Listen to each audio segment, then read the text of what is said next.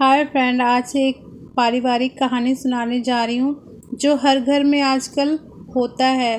तो देखिए, आपको इस कहानी को सुनने से बहुत ही अच्छी सीख मिलेगी। इसे आप पूरी सुने। तो चलिए कहानी स्टार्ट करती हूँ। एक गांव में एक सुखी परिवार रहता था। उस परिवार में 3 भाई और 1 बहन थी। उसके माँ बाप उन चारों से बेहद प्यार करते थे, मगर बीच वाले बेटे से थोड़ा परेशान थे। बड़ा बेटा पढ़ लिख कर डॉक्टर बन गया था और छोटा बेटा भी पढ़ लिख कर इंजीनियर बन गया था, मगर बीच वाला बेटा बिल्कुल गंवार और आवारा किस्म का था। कुछ समय बाद उसके दोनों बेटे डॉक्टर और इंजीनियर ने शादी कर ली और महीनों बाद ही इनकी बेटी का भी एक अच्छे घराने में विवाह हो गया। मगर बीच वाला बेटा अभी भी कुंवारा ही था। वह अनपढ़ था और कहीं पर मजदूरी का छोटा सा काम करता था। उसको शादी के लिए कोई भी लड़की नहीं मिल रही थी। उसके माँ बाप उससे बहुत परेशान हो चुके थे।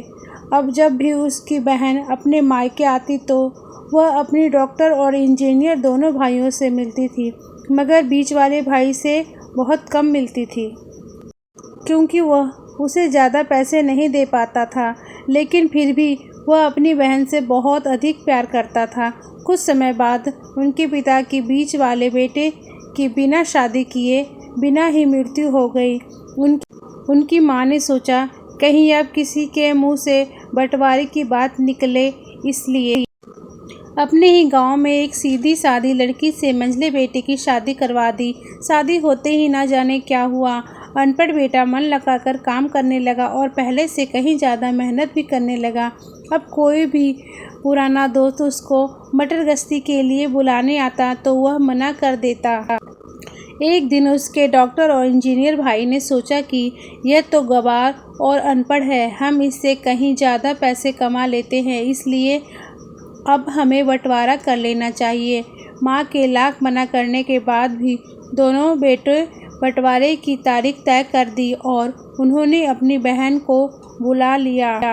तभी उनका गंवार भाई कहता है कि तुम लोग बंटवारा कर लो, मुझे जो बचे वो दे देना या ना देना, मैं शाम में आकर अंगूठा लगा दूंगा।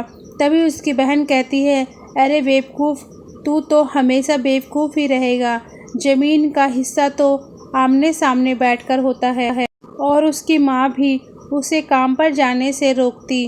उसी वक्त वकील भी वहाँ आ जाता है और कहता है कि आपका सारा हिस्सा मिलाकर 10 बीघा ज़मीन और 1 मकान है।